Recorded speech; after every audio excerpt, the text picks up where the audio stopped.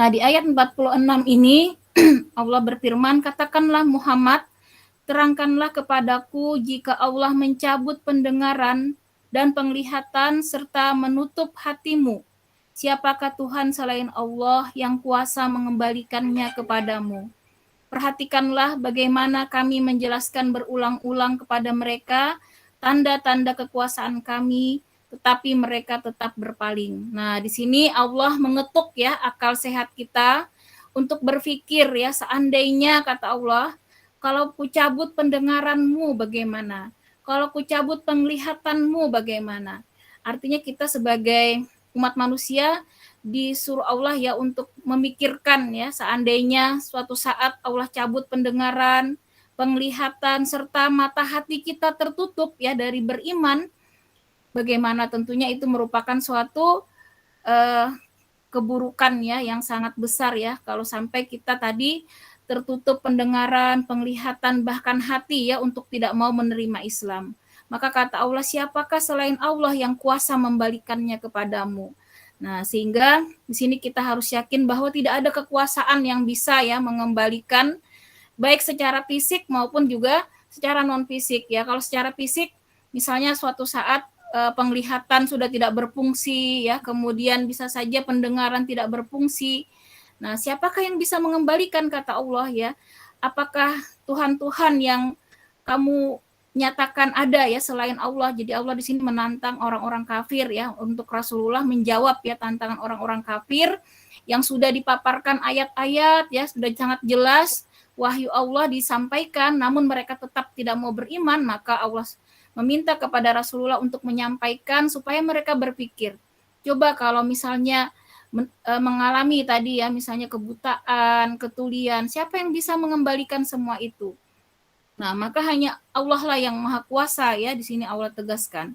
Namun pengertian kehilangan pendengaran ya, penglihatan serta menutup hati ini dalam artian di sini juga terkait mendengar ayat-ayat Allah maka tidak terketuk hatinya untuk beriman, termasuk juga melihat ya tanda-tanda kebesaran Allah namun tidak membuatnya juga untuk beriman, serta hatinya seakan-akan tertutup ya, tidak bisa menerima kebenaran. Ini sudah banyak ya kita saksikan orang-orang yang sudah melihat ya, apalagi di zaman Rasulullah mereka sudah melihat sendiri mukjizat sebenarnya ya, namun mereka tetap tidak mau beriman.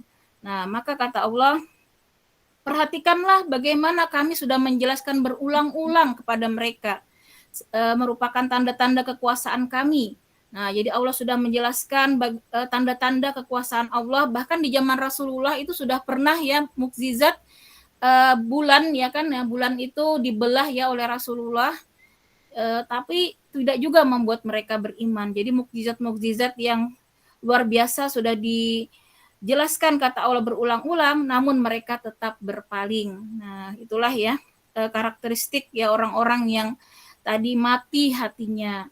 Nah, maka mati hati ini biasanya dimulai dari sakit ya. Sakitnya hati ini dimulai dari membiarkan dosa-dosa kecil. Nah, ketika kita memaafkan diri kita ya, melakukan dosa-dosa kecil, tidak mau bertobat, maka lama-lama hati kita ini akan sakit ya. Kalau sudah sakit, nanti bisa-bisa mati. Nah, bahkan kalau ulama yang paham itu ya, mereka lebih khawatir sakit hati ya, dalam artian tadi penyakit hati dalam artian mengalami kemerosotan iman ya dibandingkan sakit fisik ya. Nah, karena tanda-tanda kemurkaan Allah itu diantaranya orang yang terjerumus ke dalam maksiat namun dia tidak mau bertobat. Nah, sehingga kita harus berhati-hati sekali ya, yang membedakan orang yang imannya masih hidup tadi sehat dengan orang yang imannya mati. Maka kalau orang yang imannya masih sehat, ketika dia salah itu memang manusiawi ya. Allah juga menyatakan tidak mungkin ya manusia itu tidak melakukan kesalahan kecuali Rasulullah yang maksum ya, terjaga. Nah, sedangkan manusia pada umumnya itu pasti suatu saat pernah ya mengalami kesalahan, salah hilap mau disengaja maupun tidak disengaja. Namun yang membedakan kata Allah, kalau orang-orang yang imannya masih hidup, yang hatinya masih sehat, maka dia bersegera bertobat.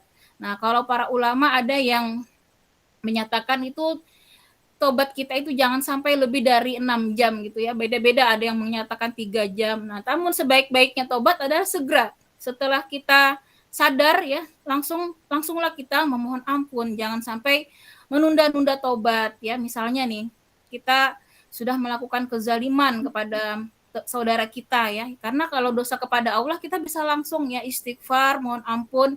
Namun kalau kepada sesama manusia, maka cara tobatnya maka harus ya meminta ridhonya. Jadi ulama juga berbeda pendapat ya ibu-ibu untuk meminta ridho kepada manusia.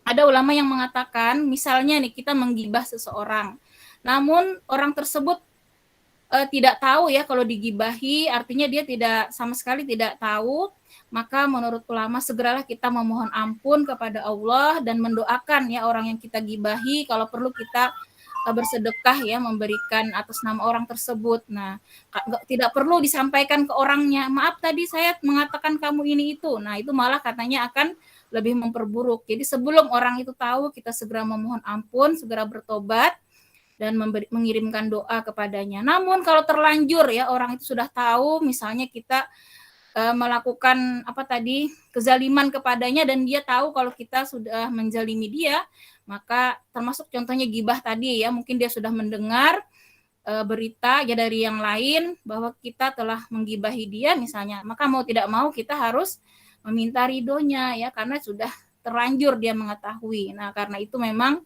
dosa terhadap sesama manusia ini lebih sulit ya ibu-ibu ya meminta ampunnya, karena itu kita diperintahkan untuk lebih banyak ya memikirkan dosa-dosa kita daripada kita sibuk ya untuk mencari-cari kesalahan orang lain. Karena kalau kita melihat orang lain, maka pandanglah bahwa diri kita tentunya lebih banyak keburukannya. Jadi ketika kita memandang orang yang lebih tua, maka kita memandangnya dia mungkin sudah lebih banyak ilmu, sudah lebih banyak pengalaman, pasti lebih banyak ibadahnya, pasti dia lebih baik dari kita.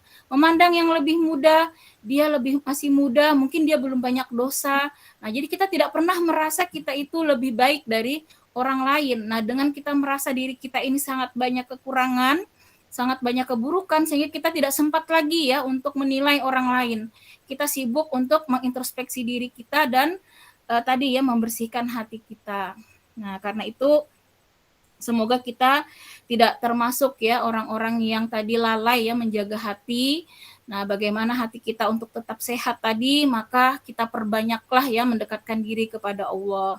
Jadi ketika kita bawa majelis ilmu, kemudian berzikir, tilawah Al-Quran, ya, kemudian ibadah-ibadah yang lain, khususnya ibadah sunnah ya, kalau yang wajib itu sudah pasti. Nah, ibadah-ibadah sunnah inilah nanti yang akan terus ya memberikan kesehatan hati kita. Nah, namun tentunya ibadah yang wajib kita harus laksanakan dengan yang terbaik ya, semaksimal mungkin. Nah, karena bahaya sekali kalau sudah hati sakit itu, seperti itu tadi, ketika dinasehati itu tidak berpengaruh ya. Sudah banyak yang mengingatkan, namun dia tidak juga sadar ya untuk berubah. Nah, itu tanda-tanda hati yang sakit. Bahkan kalau hati yang mati, di sini Allah jelaskan tadi, yang tertutup, sama sekali dia tidak ada ya keinginan untuk masuk ke dalam agama Islam ya. Nauzubillah, summa nauzubillah. Baiklah, ayat ke-47, minta tolong Mbak Yuli ya, baca ya. Surat Al-An'am Mbak Yuli. Mbak Imel, Ya. begini, saya ini lagi di Balikpapan, saya Oh ini iya. di hotel. Jadi Iya. bawa Al-Quran sih ada HP, tapi agak lama aku mencarinya. Oh iya ya. Aku Sudah nanti nggak apa-apa aja Mbak sih. Yuli, nanti aja ya. Iya. Siapa tahu lagi buka mushaf ya. Baik, saya lanjutkan saja ya, saya bacakan. Apa tadi Mbak? Kebetulan kita kedatangan Mbak Ina, jadi tadi mendengar suaranya. Alhamdulillah. Alhamdulillah. Selamat datang Mbak Ina.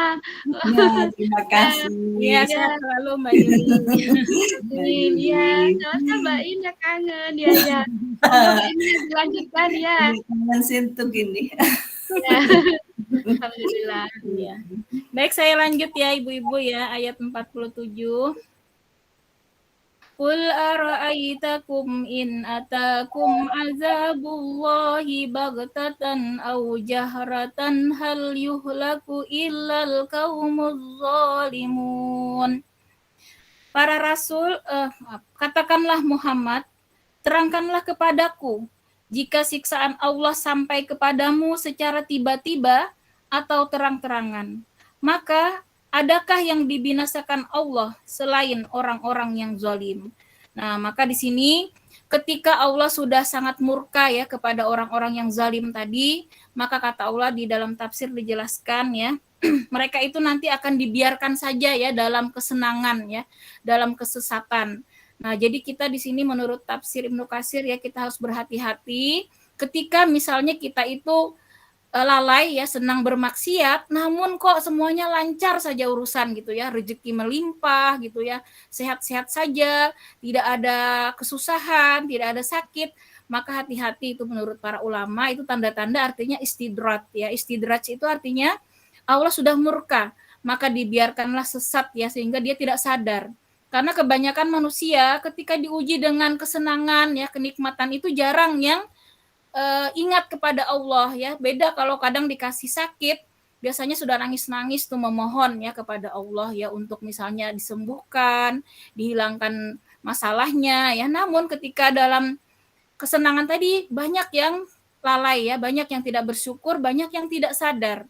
Nah, bahkan seperti saya sampaikan kemarin di berita ya, ada artis yang merasa saya ketika keluar dari Islam banyak yang mendoakan hidup susah, mendoakan saya itu tidak bahagia dan lain-lain. Namun buktinya sekarang saya bahagia dengan suami saya, dengan anak saya, dan saya tambah kaya begitu ya. Nauzubillah min zalik. Padahal inilah ya ayat Allah sangat jelas, ketika Allah sangat murka tadi dengan kezalimannya, maka istidrat ya, dilanjur, dibiarkan Allah dia dalam kesesatan ya.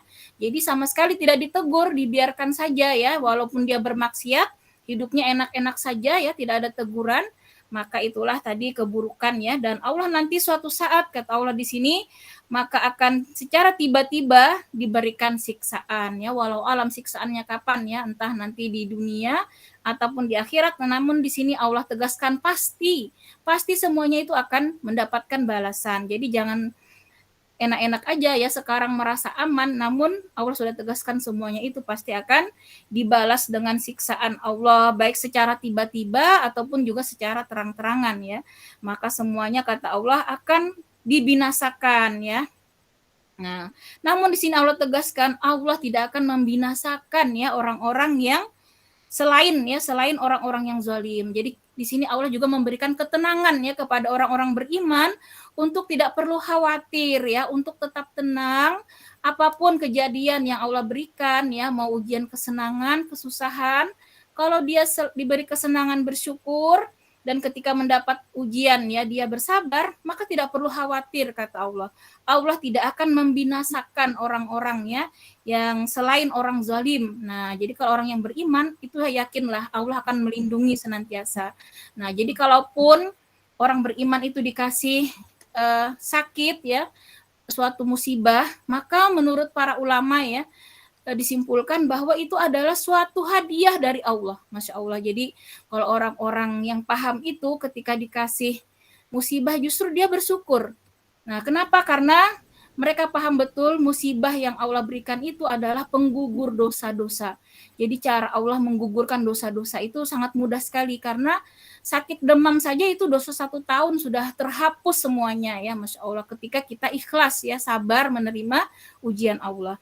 Apalah lagi kalau penyakit yang berat ya, Masya Allah, itu jadi saking cintanya Allah ingin ya orang-orang beriman itu berjalan di muka bumi itu tanpa dosa.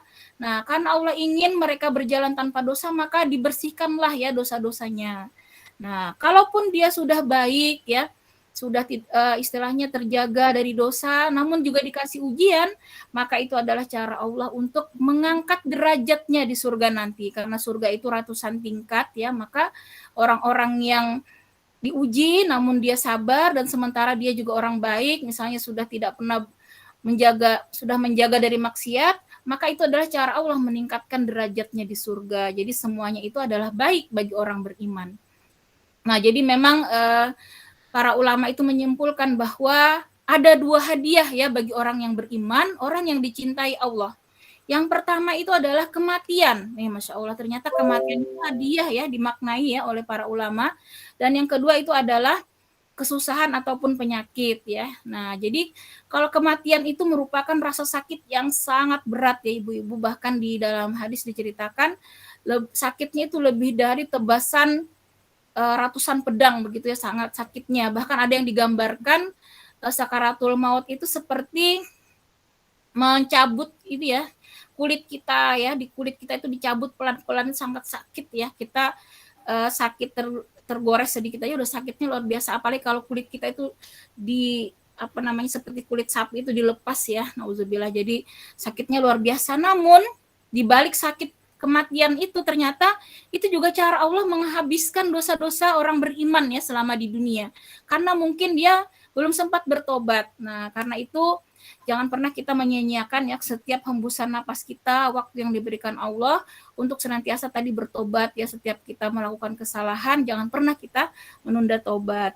Nah, bahkan Umar bin Abdul Aziz ya, masih cucunya Umar bin Khattab ya, turunan keberapa, beliau adalah khalifah yang sukses ya membawa Islam itu sampai kekhalifahan beliau itu selama kurang lebih 2 tahun itu sampai tidak ada lagi orang yang bisa disedekahi, dizakati, saking semuanya kaya, makmur ya, Masya Allah. Jadi pemimpin yang sangat adil, luar biasa ya, sampai saking suksesnya bingung sudah mau ngasih ini zakat kemana, mau ngasih sedekah kemana, karena semuanya sudah kategori orang-orang yang kaya semua di dalam kepemimpinannya.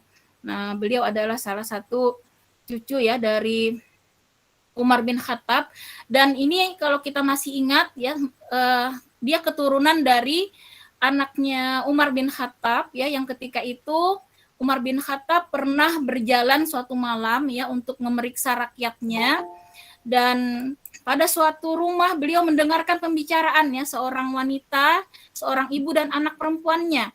Nah, seorang ibu ini sedang memerah susu ya, berjualan susu dari kambing kalau tidak salah ya. Maka kata ibunya, nak campur aja dengan air susunya, biar kita besok banyak dapat keuntungan. Kata anaknya, jangan ibu, kan nggak ada Umar, kan khalifah tidak lihat katanya. Tapi Allah melihat ibu katanya. Nah, Umar itu mendengar pembicaraan ibu dan anak tadi, maka dia penasaran. Nah, langsung dia besoknya cari tahu, ini siapa sih ibu dan anak ini? Anak itu penasaran sekali. Nah, katanya kalau anak ini belum menikah, aku akan ambil jadi menantu ini. Luar biasa ini wanita, anak perempuan ini. Dan akhirnya dinikahkanlah dengan anaknya Umar bin Khattab. Nah, itulah juriatnya ya. Juriatnya Umar bin Abdul Aziz itu turunan dari anak perempuan tadi, Masya Allah. Jadi memang orang-orang soleh itu ya, alhamdulillah ya, kebanyakan juga biasanya ya akan menurunkan lagi anak-anak yang soleh ya. Karena itu kita mutlak sebagai ibu, kita juga berusaha mensolehkan diri kita supaya semoga Allah ya memberikan nanti anak cucu kita ya untuk mereka juga menjadi keturunan orang-orang yang soleh. Nah, jadi ini tadi ya kaitannya bahwa kemana tadi saya apa tadi ya Bu ya. Jadi kalau sudah istidrak tadi ya seperti itu, maka Allah biarkan ya mereka tersesat ya. Karena itu kita mutlak tadi menjaga iman kita ya, untuk jangan sampai kita dikategorikan orang-orang yang zalim, karena Allah sudah memastikan mereka pasti akan dibinasakan ya. Nauzubillah summa nauzubillah. Ya tadi saya lupa ya. Jadi menurut ulama tadi bahwa hadiah bagi orang yang beriman pertama tadi kematian ya. Jadi kematian itu salah satu untuk benar-benar menghapuskan ya dosanya. Kemudian yang kedua tadi berupa musibah maupun penyakit, itu juga merupakan hadiah ya bagi orang-orang beriman, karena setiap musibah yang diterima dengan ikhlas ya, sabar menerimanya dengan selalu baik sangka kepada Allah, itu tadi juga cara Allah menghapuskan ya dosa-dosa kita dan juga meninggikan derajat kita. Nah, karena itu kita justru harus waspada kalau misalnya kita selama ini lalai ya, jauh dari Allah, namun kita masih dimudahkan, masih sehat-sehat, misalnya tidak ada cobaan. Nah, hati-hati, kita harus segera introspeksi ya. Nah, maka dari itu setiap diberikan nikmat, kesenangan, jangan lupa kita untuk bersyukur ya, supaya tidak termasuk ya orang yang zalim. Karena ketika diberi kesenangan, bersyukurlah caranya ya, dan ketika diberi kesusahan maka kita sabar, ikhlas ya menerimanya. Nah, kemudian di ayat 48, wa ma nursilul mursalina illa mubasyirina wa munzirin faman amana wa aslaha fala khaufun alaihim wala hum yahzanun. Para rasul yang kami utus itu adalah untuk memberi kabar gembira dan memberi peringatan. Barang siapa beriman dan mengadakan perbaikan, maka tidak ada rasa takut pada mereka dan mereka tidak bersedih hati. Nah, jadi di sini Allah tegaskan bahwa kehadiran para rasul itu sebenarnya memberikan kabar gembira ya, karena dengan diutusnya rasul maka kita tahu ya petunjuk. Nah, petunjuk menuju jalan kebenaran ya, tadi sesuai syariat. Sebaliknya itu juga merupakan peringatan. Artinya kalau selama ini ya masih tersesat, maka dari wahyu Allah inilah ya kita untuk berhati-hati ya, karena Allah memberikan ancaman juga di situ ya ketika ada dosa-dosa yang lalai ya kita taubati. Maka ketika kita sungguh-sungguh beriman kata Allah dan berusaha memperbaiki ya diri kita, keluarga kita dan masyarakat ya semampu kita. Artinya iman itu memang tidak cukup ya hanya di diri kita, namun kita juga wujudkan ya dalam keteladanan, di dalam perkataan, perbuatan. Tentunya juga kalau kita berpuasa ya bisa beramar ma'ruf nahi mungkar ya. Misalnya puasa kita itu minimal sama anak-anak kita. Kalau kita melihat mereka melakukan kemungkaran, maka kewajiban juga bagi kita untuk meluruskannya. Dan ini tidak terbatas waktunya. Apakah nanti anak kita sudah berkeluarga ya, apakah mereka nanti sudah punya anak atau cucu kita, maka selama kita masih hidup, kita tetaplah berkewajiban ya untuk senantiasa mengadakan perbaikan. Bahkan bukan hanya keluarga kita, masyarakat pun ya, ketika kita melihat kemungkaran, maka wajib bagi kita untuk melakukan perbaikan. Nah, itu adalah wujud dari keimanan. Dan kita tidak dibolehkan hanya diam ya, namun bentuk dakwah kita tadi tergantung ya kemampuan kita. Kalau yang memang mampu dengan kekuasaan misalnya ya, dia sebagai penguasa untuk menegakkan misalnya aturan Allah, itu lebih baik lagi. Itu yang sangat utama ya. Kemudian yang kedua misalnya dengan nasihat ya. Dan yang selemah-lemahnya iman, kita mengingkari ya kemungkaran tersebut dengan cara berdoa ya. Nah, itu selemah-lemahnya iman. Namun jangan sampai ketika kita melihat kemungkaran tidak ada hati kita rasa sedih, tidak ada rasa hati kita ini rasa pengingkaran. Nah, itu yang berbahaya Bu ya, ketika kita mendengarkan keburukan kita cuek saja, tidak ada rasa gelisah ya untuk memperbaiki. Nah, ini yang berbahaya. Maka bisa jadi iman kita tadi dipertanyakan ya, apakah sudah sangat parah sakitnya ya atau bahkan mati ya. Karena kalau selama kita masih beriman, kita tidak sudi ya aturan Allah ini misalnya diinjak-injak ya, di umat Islam misalnya dizolimi, kita tidak akan sudi ya, karena banyak upaya yang kita lakukan, termasuk kita misalnya melihat kezaliman ya saudara kita yang mungkin jauh ya, seperti di Palestina, mungkin ya di Muslim Uighur misalnya, atau dimanapun di Filipina gitu ya yang mengalami ini. Nah, bisa kita tetap berusaha ya dengan doa tentunya, dan juga kalau kita mampu dengan harta kita itu lebih baik ya, karena kalau perkara jihad itu ada aturannya ya ibu-ibu ya. Jadi kalau yang wilayahnya itu berdekatan ya, maka dia wajib untuk turut ya berperang. Misalnya yang wilayahnya paling dekat dengan Palestina itu, maka dia punya kewajiban untuk membantu ya perjuangan secara fisik. Namun seperti kita yang jauh ini di Indonesia, kita bisa ya dengan perjuangan harta kita dan doa-doa kita. Nah, itu adalah salah satu wujud tadi upaya kita memperbaiki keimanan kita ya. Jadi bukan hanya cukup kita saja yang soleh, namun juga kita mensolehkan ya keluarga dan juga lingkungan kita, bahkan ke seluruh dunia. Islam ini memang harus disebarkan ya, karena Islam tadi sebagai kabar gembira ya, artinya kita ingin ya semua itu masuk Islam sebagaimana keinginan Rasulullah, ummati ya, di akhir hayat beliau, yang beliau inginkan adalah keselamatan ya untuk seluruh umat manusia. Nah, karena Islam ini untuk semua ya manusia dari manapun, dari belahan bumi manapun sampai akhir zaman nanti. Nah, kemudian di ayat 49 tadi tambahan lagi ya, bahwa tidak perlu takut, tadi ditambahkan kembali oleh Allah bahwa mereka yang benar-benar beriman tadi ya, sungguh-sungguh mengadakan perbaikan, maka dia tidak perlu takut ya, tidak perlu bersedih hati. Nah, jadi disuruh Allah tenang, tidak ada yang perlu kita khawatirkan, serahkan semuanya kepada Allah. Ketenangan inilah yang sangat penting ya, karena ketika kita menemui masalah ya apapun itu, kalau kita tenang itu maka semuanya itu kita serahkan kepada Allah, maka Allah akan bukakan ya pintu-pintu kemudahan, pintu-pintu penyelesaian dari berbagai jalan. Nah, kita tidak perlu stres ya, serahkan saja kepada Allah dan upaya kita lakukanlah mana yang bisa kita lakukan ya. Nah, yang di luar kuasa kita, misalnya kapan harus selesainya ini penyakit, misalnya kapan harus selesainya masalah, kita serahkan kepada Allah, karena hanya Allah lah yang tahu ya kapan baiknya kita ini mungkin hilang penyakitnya dan seterusnya. Kita hanya berikhtiar, kemudian bertawakal ya. Kemudian ke ayat 49. Wallazina kazzabu biayatina yamassuhumul azabu bima kanu yafsukun. Dan orang-orang yang mendustakan ayat-ayat kami akan ditimpa azab karena mereka selalu berbuat fasik atau berbuat dosa.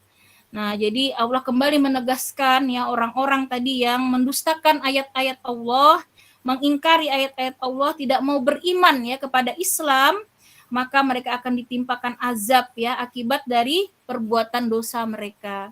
Nah, jadi auzubillah min zalik ya, kalau dengar berita itu rasanya sedih sekali ya, seperti misalnya berita homo ya, ada orang Indonesia gitu ya, beritanya itu sampai diviralkan begitu, malah komen-komennya positif-positif saja, nauzubillah min zalik ya. Itu hati-hati kita kalau sampai ikut berkomen positif ya dengan hal yang jelas-jelas dosa sangat besar ya, dimurkai Allah. Nah, itu salah satu ya tanda matinya tadi iman kita, matinya hati kita, nauzubillah suman auzubillah ya. Jadi banyak sekarang tuh kalau kita lihat ya di medsos, orang yang jelas-jelas melanggar syariat justru dibela-bela dengan segala pembelaan yang akhirnya anak-anak muda yang nggak paham tuh, oh iya ya benar juga ya, nauzubillah min zalik ya. Inilah PR berat kita ya zaman sekarang ini, banyak yang malah jelas-jelas mereka itu melakukan kemungkaran, justru kadang dielu-elukan ya, di image-nya dibuat bagus, nauzubillah suman auzubillah ya. Jadi kita kalau memang kita bisa mengcounter misalnya dengan apa ya, susah ya sekarang ini kalau kita mau komen ya hati-hati, berarti jangan sampai kita turut mengaminkan ya orang-orang yang berbuat kefasikan tadi, karena di sini sama saja nanti dosanya ya ketika orang yang bermaksiat tadi misalnya, namun kita di situ tidak mengingkari dengan hati ya, dengan tangan sudah nggak mampu misalnya ya, menasehati nggak mampu, minimal dengan hati kita mengingkari ya. Nah, jangan sampai kita dengan hati pun kita tidak ada upaya untuk mengingkari ya, biasa saja, bahkan kadang biasa saja kan sudah zamannya, nauzubillah suman auzubillah ya, dengan alasan hak asasi kadang ya, dengan alasan hak asasi kan boleh-boleh saja manusia mau begini begitu, nauzubillah ya. Jadi kita patokan kita bukan hukum-hukum asasi atau hukum-hukum barat, namun ya Al-Qur'an ini sudah Allah jamin ya kebenarannya. Nah, maka di sini pasti kata Allah akan aku azab. Nah, jadi di sini harusnya menjadi kekhawatiran ya, ketakutan kita ya ketika melakukan dosa-dosa itu, jangan sampai ya melenakan kita lalai dari bertobat.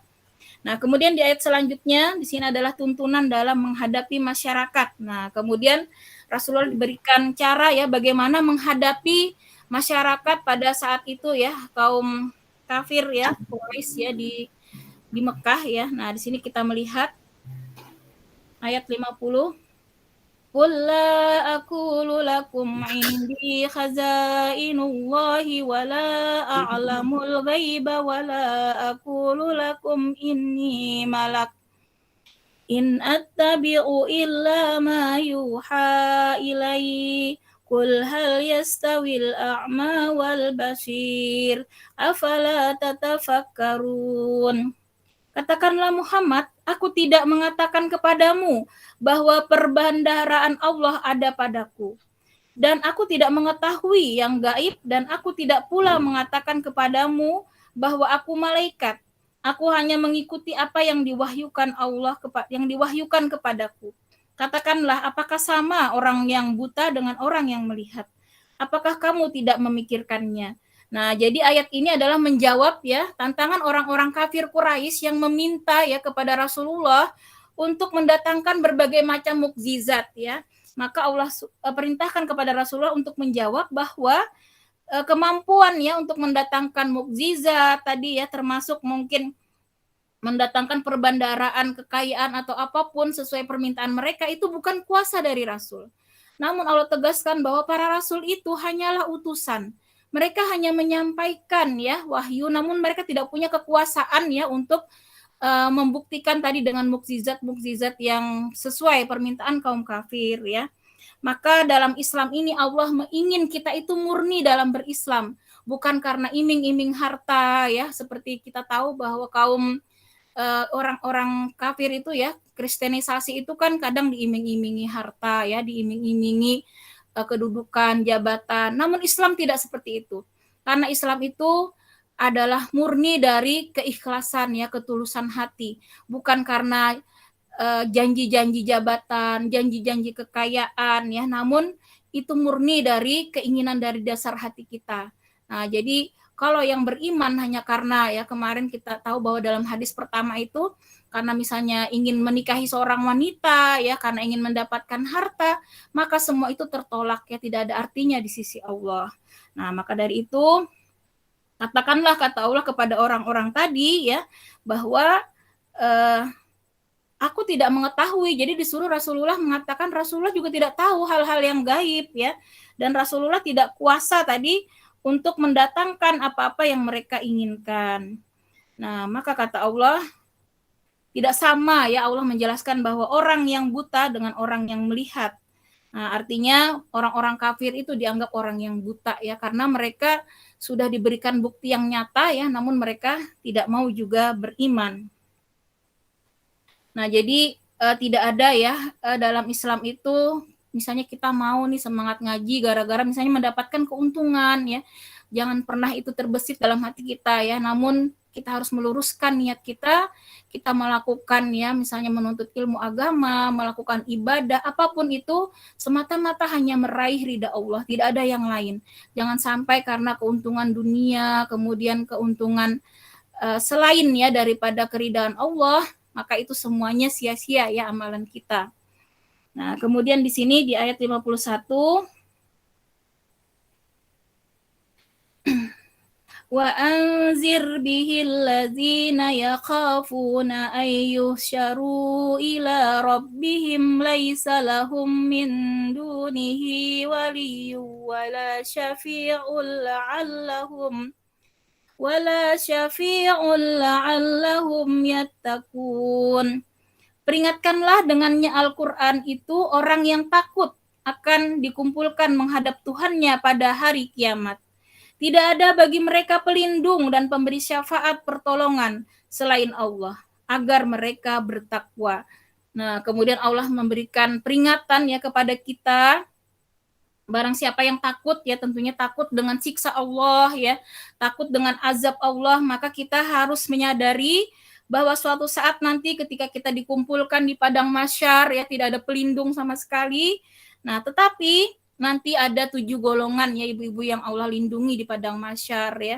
Nah, mudah-mudahan kita bisa mengambil salah satu golongan itu ya, di antaranya pemimpin yang adil, kemudian orang yang rajin bersedekah ya, orang yang takut kepada Allah. Jadi walaupun dia misalnya di tempat tertutup ya, dia tetap tidak mau bermaksiat. Jadi dicontohkan itu seorang laki-laki ya seperti Yusuf yang diajak berzina, namun dia tidak mau ya memenuhi ajakan Zulaikha karena takut kepada Allah. Itu juga salah satu ya yang mendatangkan naungan di padang mahsyar nanti. Termasuk juga adalah pemuda yang mencintai masjid ya.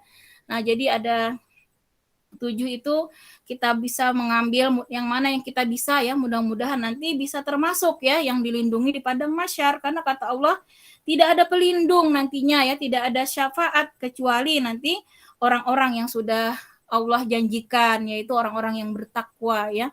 Kita bayangkan di padang mahsyar itu nanti ribuan tahun ya ibu-ibu menunggu panggilan satu persatu ya manusia, dari zaman Nabi Adam dipanggil si ini bin ini ya. Nah, maka seluruh makhluk ya di dunia disuruh menyaksikan siapa yang pernah dizolimi orang ini, siapa yang pernah ini disakiti, maka semua itu dia disuruh membayar ya, kalau dia di dunia belum menunaikan ya, minta maaf atau ridha orang lain tersebut, maka dia wajib ya membayar dengan amal ibadahnya. Nah, maka itu termasuk orang yang rugi kata Allah ya, dia datang dengan pahala yang banyak, namun pahalanya habis dibagi-bagikan kepada orang-orang yang pernah dizoliminya.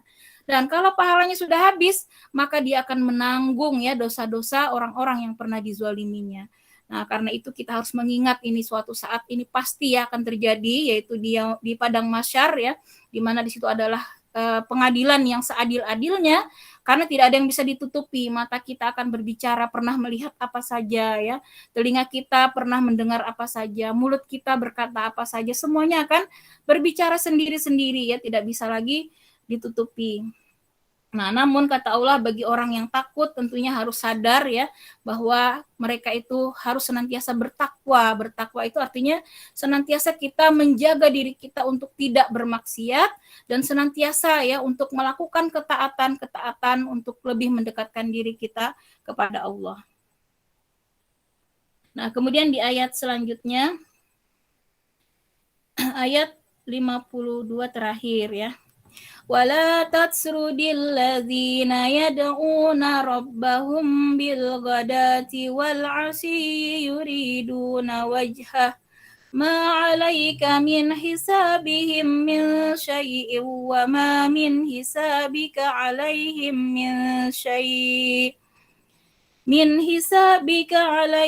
من شيء فتطردهم فتكون من الظالمين. Janganlah engkau mengusir orang-orang yang menyeru Tuhannya di pagi dan petang hari. Mereka mengharapkan keridhaannya, engkau tidak memikul tanggung jawab sedikit pun terhadap perbuatan mereka.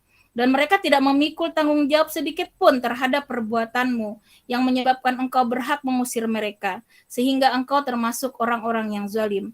Nah, jadi ayat 52 ini asbabun nuzulnya ya, sebab turunnya ayat adalah terkait peristiwa pada suatu masa Rasulullah berkumpul ya dengan para sahabat. Di situ ada Bilal ya dan orang-orang yang kaum fakir miskin ya, orang-orang yang lemah, budak ya. Nah, jadi kemudian datanglah pembesar-pembesar Quraisy, itu ada beberapa orang datang ya. Dia mau berbicara dengan Rasul kalau orang-orang yang miskin tadi, Bilal dan teman-temannya itu diusir. Nah, nauzubillah min zalik Bu ya. Jadi karena mereka ini merasa orang-orang terhormat, orang-orang kaya gitu ya, mereka memandang rendah orang-orang fakir miskin ya, apalagi kalangan budak.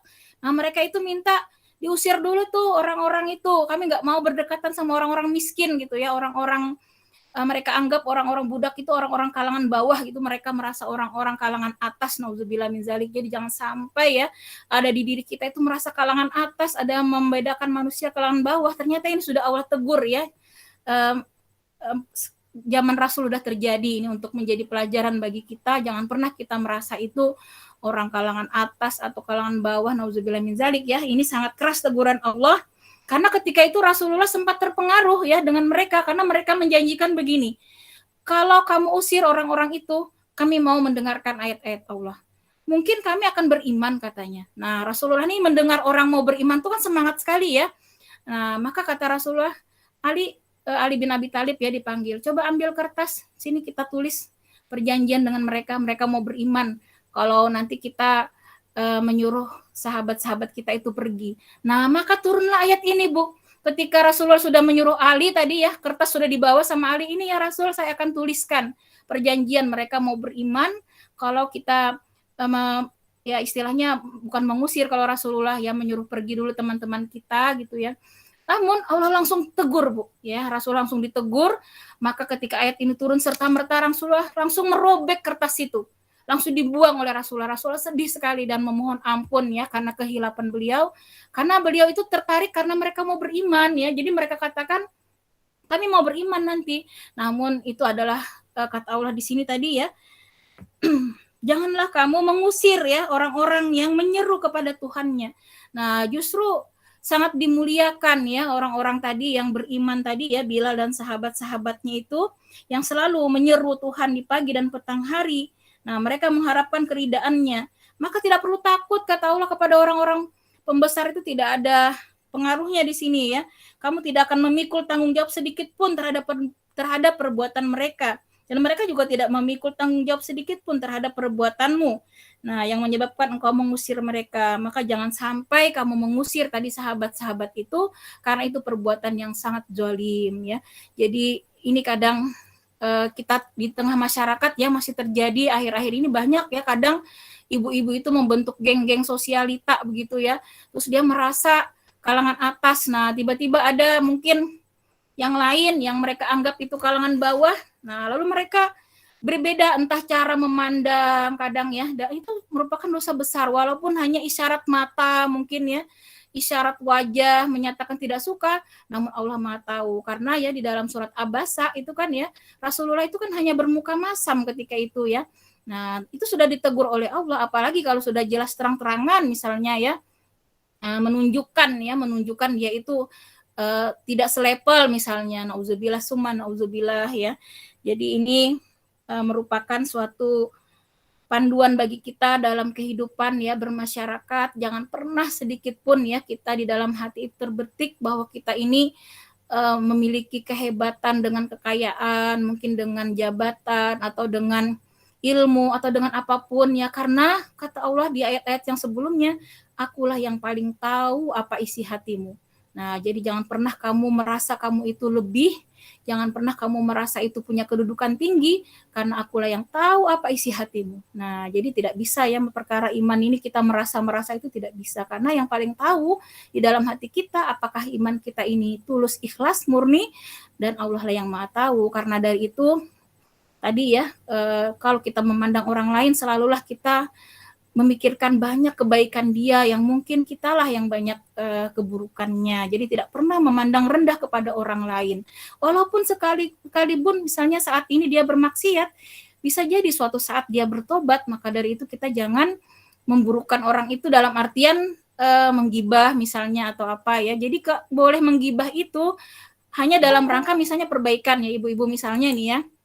Ibu-ibu punya masalah dengan orang tersebut, pengen misalnya masalah kita ini selesai karena misalnya tetangga gitu ya, selama ini ada miskomunikasi. Nah, maka bolehlah kita mendatangkan orang ketiga misalnya yang bisa menengahi kita, misalnya. Nah, di situ kita bisa menyampaikan ini begini-begini sesuai fakta ya, tapi dalam artian hanya untuk menyelesaikan masalah ya, bukan dalam artian hanya cerita-cerita ngalur ngidul nggak ada ininya. Maka ini diperbolehkan ya, misalnya seperti di pengadilan juga itu dibolehkan ya, menyampaikan apa-apa saja kezaliman dia misalnya dalam rangka mencari keadilan ya. Jadi yang dilarang itu kalau cuman obrol-obrol tidak ada, apalagi kepada orang yang tidak ada kapasitasnya untuk membantu menyelesaikan masalah kita ya, justru mungkin hanya kemana-mana masalah kita disebar, tidak kunjung ada penyelesaiannya. Jadi inilah ya panduan dalam bermasyarakat ya, untuk jangan pernah ada di dalam hati kita terbersit kita itu memiliki kelebihan apapun,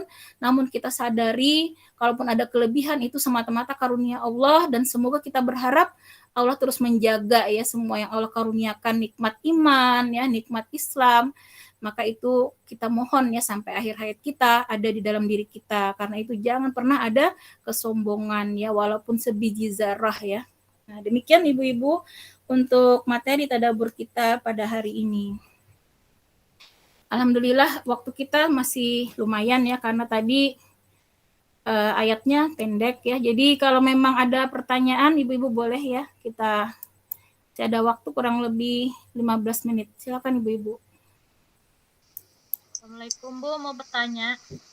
Ya, waalaikumsalam warahmatullahi wabarakatuh. Silakan. Siapa Mbak Dewi kah? Oh iya. Siap. Mengenai pengajian ini kan. Nah, Ya. misalnya ada